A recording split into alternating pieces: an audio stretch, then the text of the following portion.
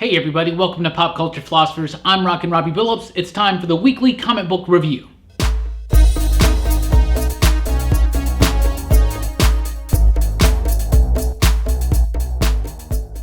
That's right everybody, the weekly comic book review is the show where I read a lot of comic books and I let you know what I thought about them, and we always start with the pick of the week. This week's pick of the week, Doomsday Clock, number 3. No surprise, this series has come out with a bang, 3 issues in, and it's phenomenal. It's amazing. It captures a little bit of the tone of the original Watchmen, and it brings it into the mythology of the DC universe almost flawlessly. It works really well together. 2 clashing styles merge into one beautiful piece of work from artist Gary Frank and writer Geoff Johns. Seriously, Johns is doing a hell of a job with the script on this one, exceeding even my high expectations on this title. Seeing the Watchmen characters intermingle with the DC Universe characters, having certain mysteries resolved and solved, and having more unknowns pop up each and every single issue. It's so fun. Great characters. The Mime and the Marionette, new characters of the year.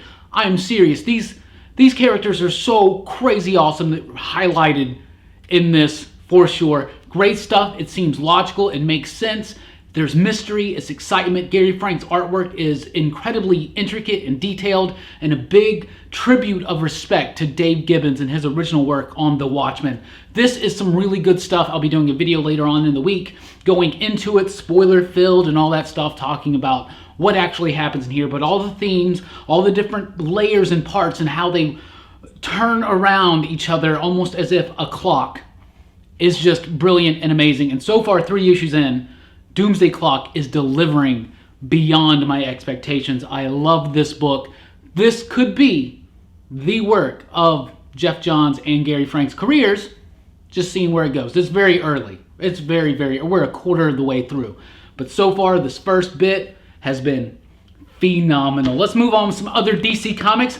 Seriously, we just broke a seal of the revelation. Doom Patrol number 10 is here. All jokes aside, I love this book. It's crazy, weird, wild, zany fun. This issue in particular, the thing that I love about Gerard Way and Nick Darrington's Doom Patrol is that it's completely unexpected. You never know what's going to happen in this book, and this issue is a perfect example of that.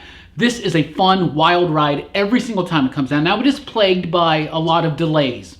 Seriously, a lot of delays. I don't think issue 11 is now going to come out until like April or something like that, but it is well worth it when it happens. It's fun. There's a lot in there. There is so much in there. Little side things that are just funny and things that are deep and metaphysically resound, and just, there's lots of cool stuff that happens in Doom Patrol, and that's also the cover of the week.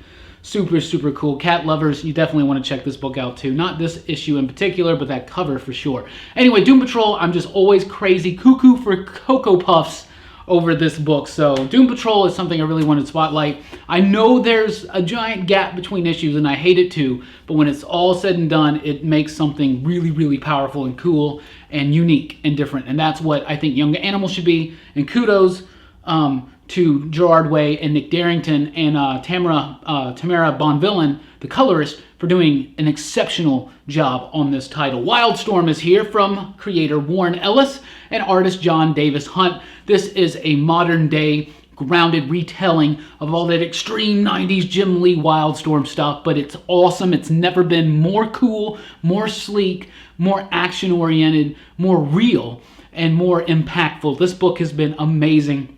Brilliant, detailed artwork from John Davis Hunt that has, it gives the performances of the characters space to breathe, and it gives the objects space to move. Does that make sense? It's really good stuff. Really neat stuff here. I was about to flip out onto an advertisement. Really cool stuff. That's a little black and white sequence. They're letting us know about the world. The machinery and tech looks cool, and it sounds nifty and neat. It all makes sense.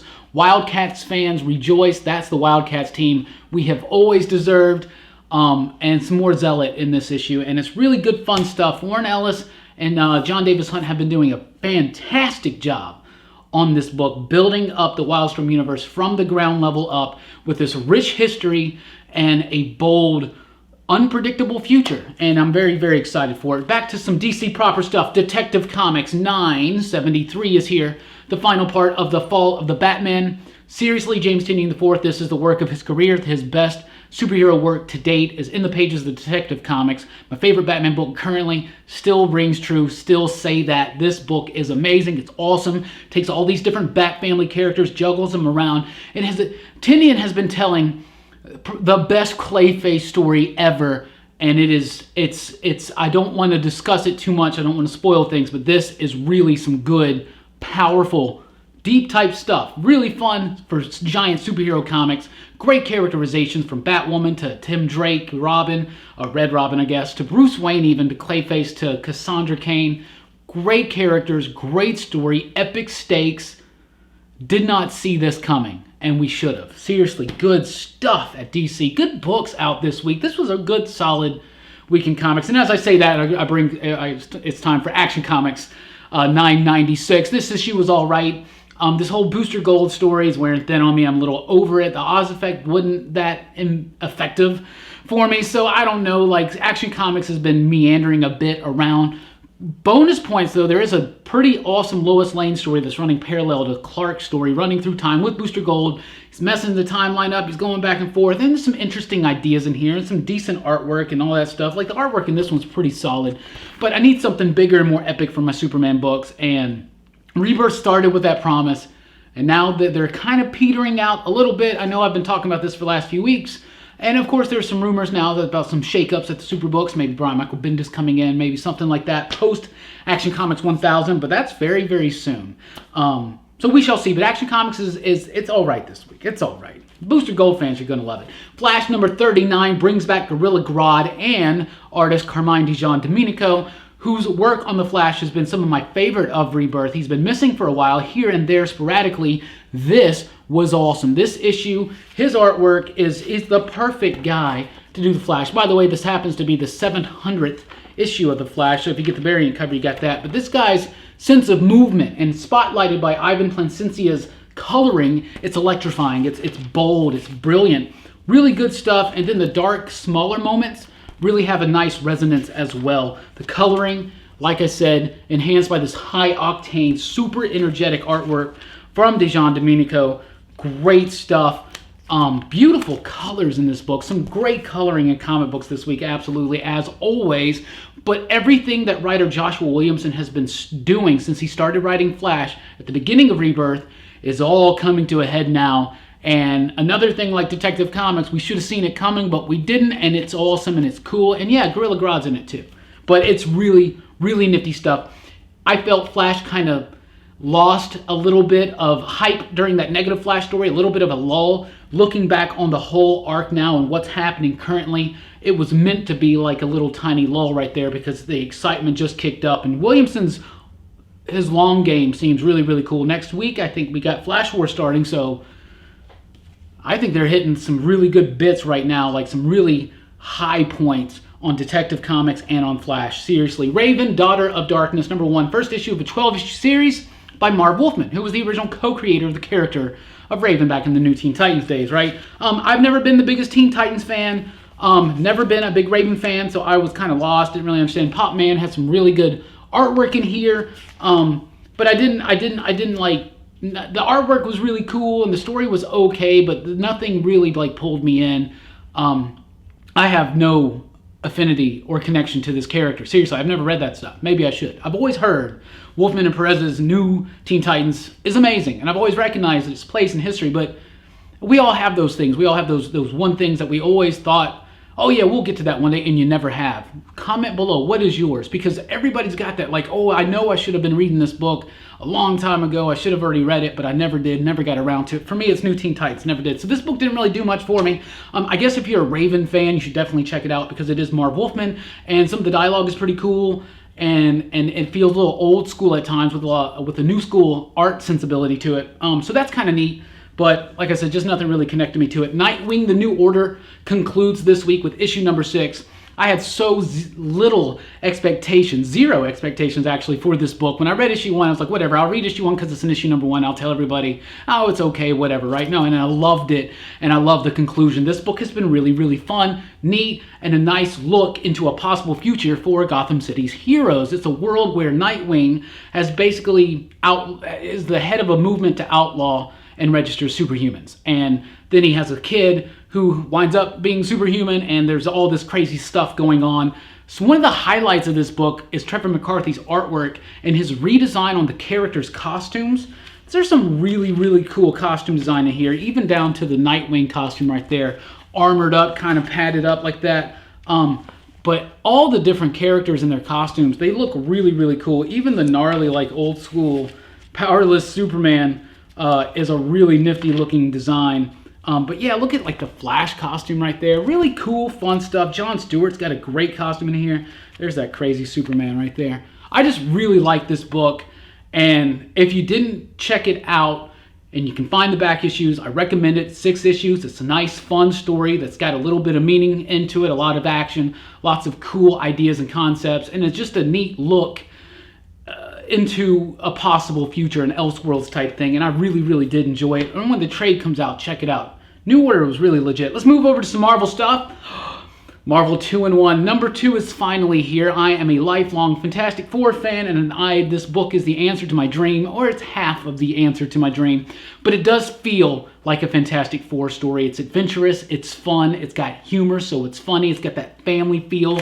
Focusing on the Thing and Human Torch, you got that brotherly love. They're obviously funny characters that play on each other really well. The introduction and the injection of Doom into the book is a nice touch as well that brings us back a little bit to, even though Doom's on this path of redemption, he's still an a-hole. He's still Dr. Doom. He's still not really the nicest guy with any kind of amount of tact whatsoever. And his dynamic with Ben has always been one of my favorite things in the Fantastic Four. Lots of good stuff. It really pays tribute and respect to the history of the Fantastic Four while doing something new and still familiar, and just leading us a little bit further along the line to when eventually the Fantastic Four does come back. This book is amazing. Jim Cheung's artwork is elegant and beautiful and gorgeous. And then you got the colorist, Frank Martin, doing amazing work. Look at that Monster Island right there. Good stuff. Got the Mole Man in it. It's funny. It's everything I could have wanted. Marvel, thank you for doing this book. Thank you. Now we'll do a Fantastic Four book. But Chip Zdarsky, the writer, I was kind of worried about this cat doing this book, and I'm not anymore. He understands these characters. He understands the tone and the feel and the pace. Even Doom. Dude, Chip, you're doing a great job. Keep at it. Thank you so much from this lifelong Fantastic Four fan. Thanos number 15 is here. Donny Cates has been killing it this year. Killing it. It's amazing. God Country into Redneck into Baby Teeth, now into Doctor Strange and Thanos. This book is fun with Jeff Shaw of the aforementioned God Country on the artwork. Great stuff. Another book with beautiful, beautiful artwork by Antonio Fabela. Gorgeous stuff. Great work from Shaw and Fabela there. Donny Cates is doing a very fun, light, but giant and epic and explosive Thanos story here, and it is so fun and so just perfect. Plus, they do reveal this cosmic Ghost Rider. They do reveal his identity. It's not what I was expecting at all. I want to see how that comes to fruition, and we shall find that out in the next issue. But this book has been fun, bold, explosive, big, daring, and just awesome. I love that book. The Jeff Lemire Thanos run was really good, but just a handful of issues in, and Donny Cates has just almost made me forget about the awesomeness of the Jeff Lemire run, because this has just been out of the gate fun and phenomenally, explosively fantastic. Seriously good stuff. Avengers number 677 is here. Third part of No Surrender. Like I was saying in the previous 2 weeks, this finally feels like a story worthy of the Avengers, of being in an Avengers book, much less a weekly Avengers book. 3 issues in, I am pleased, I'm liking it. I always want to read an Avengers title, so when I don't because it's kind of boring or just not interesting to me, it kind of saddens me a little bit, because I've been reading the Avengers since the 80s, right? Good stuff, really fun. It respects the history of the Avengers, takes the new characters as well. I'm not even annoyed with the new Red Hulk in this issue, but it's fun. I'm not even annoyed with Rogue. This was a fun issue that balanced the characters. A good spotlight on Quicksilver. You don't have to read anything that came before it. Great artwork, by the way. Beautiful colors. A neat story. A big mystery. What's going to happen? Still don't know. Right now, they're just giving us some great, fun, cosmic comic book action, and it's really, really been a blast. Absolutely. Avengers has been pretty good. This No Surrender story, 3 issues in is pretty legit, seriously. Spider-Man 794, it's kind of like a little fill-in issue, but it sets up a lot to come and also pays off something from back in the day where Scorpio comes back. If you remember, Spider-Man like locked him in a vault where he was going to sit there for a year and plan this thing out and he had to time it right or whatever. So it's here. I've really been liking Dan Slott's Spider-Man. He's got Christos Gage helping him on this one. Yeah, Christos Gage helping him on this one. Sometimes he does that right before he's about to start a big story. He's about to do that big Norman story. And what is that all about? Well, there's a big tease at the end of this issue that's super, super fun.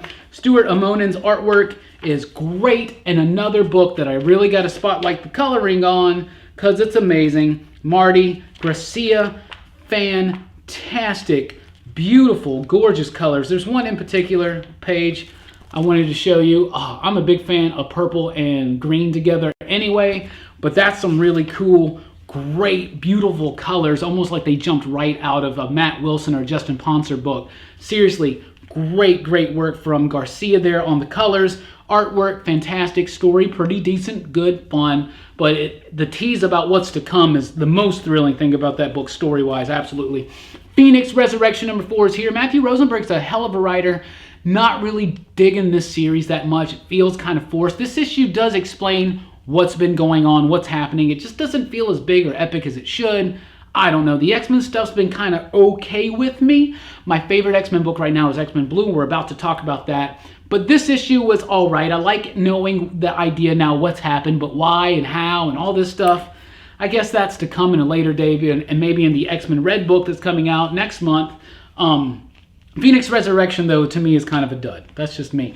X-Men Blue, number 20. Loving this book. Think it's great. This cross-time capers thing, which really answers a lot of questions about the timeline that these time-displaced original X-Men were pulled from and what's been going on there, how it ties into some stuff with the Evil Brotherhood from the future and all that stuff. This has been a nice, fun story, revisiting some eras of X-Men history like Generation X and X-Men 2099 and the original 60s stuff, the Kirby, Stan Lee stuff. Really fun look into the history of the X-Men here, but a twisted history, and the way that it is explained how they are affecting time is neat, and it wraps it up in a bow, but it leaves that bow to unravel at any day now. But it's kind of cool, and they're going to continue to be here. So I don't know what's the Jean Grey's coming back. We still got the old X-Men running around, but this is my favorite X-Men book. It feels like an X-Men book.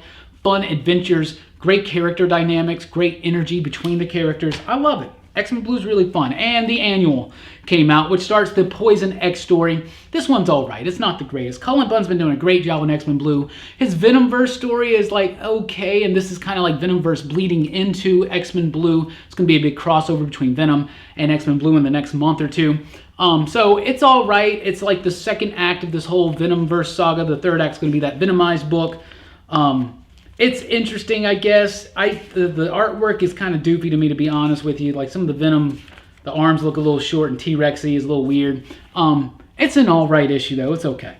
It's okay. I've been waiting for so long for Eddie Brock to come back as Venom, and I have been so disappointed. And I think CBR just recently did an article I saw, and they were talking about that. It's like the character doesn't even matter anymore. Like Venom used to be such a big deal, and now it's just like it's all over the place, and it doesn't have that same weight that he used to have. And what can we do to get that Venom back? I don't know. Maybe we can. I don't know. Speaking of X-Men books, Legion number 1 is here. First part of a 5-issue miniseries written by Pete Milligan, focusing on the crazy, super-powered, multiple personality mutant Legion, son of Charles Xavier, star of the TV show that a lot of people like. I haven't watched it. I've heard I should. This was all right. It's kind of neat. It's got great artwork. I do really like the artwork. I think it's something that looks like something that should belong over at Young Animal. Really cool, though, actually. Wilfredo Torres and Don Brown doing the colors. Or was it Dan Brown? It's Dan Brown. Really? I thought he wrote books. But anyway, I thought the artwork's pretty cool. It's simple. It's got a nice little style. It's got a nice little style to it. The story was actually kind of intriguing. I've never really been the biggest Legion fan, but this was actually kind of intriguing and enjoyable. It wasn't forgettable. It was enjoyable. From Boom Studios, we got Abbott, number 1. This book was amazing. This is your sleeper hit of the week. This book is phenomenal. It's just awesome. Seriously. It's written by Saladin Ahmed with artwork by Sammy Cavella and colored by Jason Wordy, who did God Country. Love the artwork. Great layouts, great panel composition, great pace with the dialogue and the stories acting together. Fans of like the Hawkeye book, I think you're really going to like this. Really, really cool stuff. Great artwork, great coloring, great story, great new character. Really intriguing, engaging story. So it's like set in Detroit in the 70s amongst a lot of racial tension. Abbott is a black reporter for a magazine focusing, or for like a tabloid newspaper type thing, telling the stories that should be told, but nobody wants told in the city, or at least the white people, the uppity white people don't want to be told. But really good stuff with a supernatural element to it that's very intriguing. Loved it. The dialogue is amazing. The characters ring true. The artwork is phenomenal. Really nifty, cool stuff. Very promising start to this book. Abbott, absolutely love it. This is your sleeper hit of the book. Try to find it if you can. Read it. It's really super crazy good. It's fantastic. From Top Cow, we get Dissonance.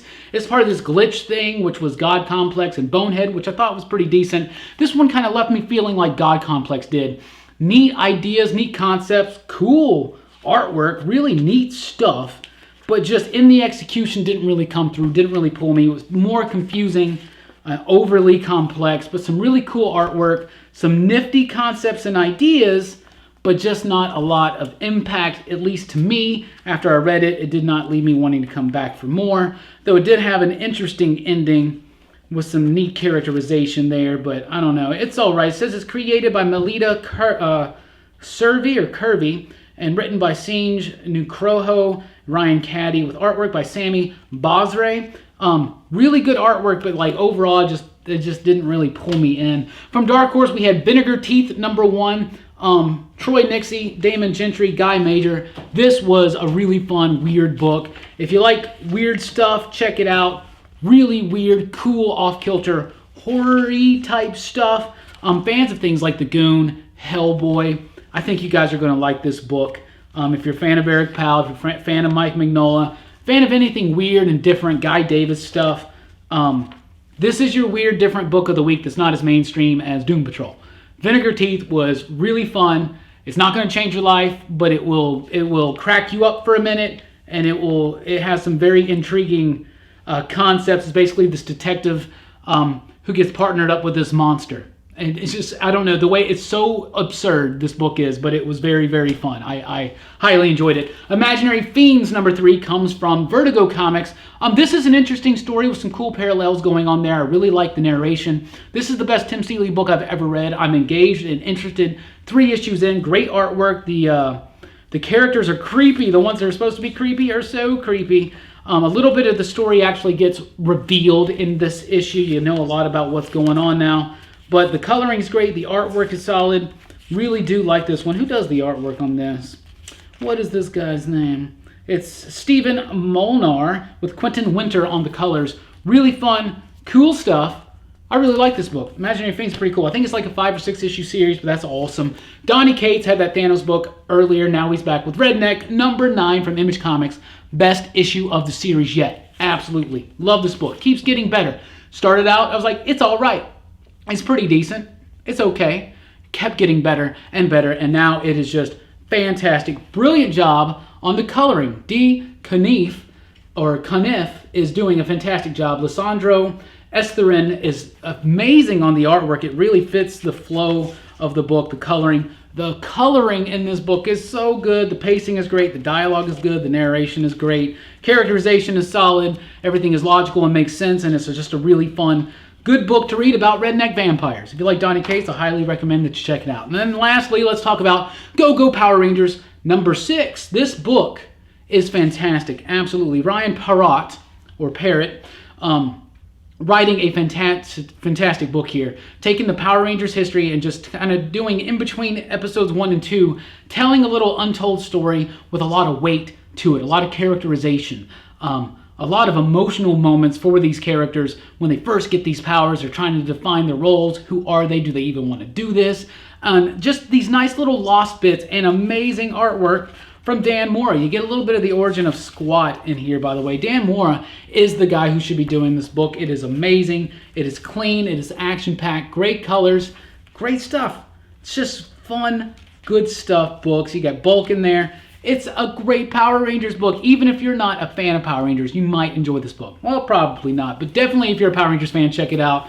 I'm behind on Mighty Morphin. I'm going to get caught up on that, but Go Go Power Rangers has been so good, so solid. So that's what I read this week. Like I said, I got an upcoming Doomsday Clock number 3 video in the next few days, so be on the lookout for that. It's going to be spoiler-filled, so if you don't want spoilers, don't check it out. But we're going to be talking a little bit more in-depth about that issue and what happened, the parallels, all that crazy cool stuff. Thank you guys for checking us out. Check us out at popculturephilosophers.com for podcast blogs, top 5 lists, and a whole lot more. And comment below. What'd you read? What'd you think? Love talking to you guys about comics. Thank you for rocking with us. Keep on reading, like, share, and subscribe. Deuces.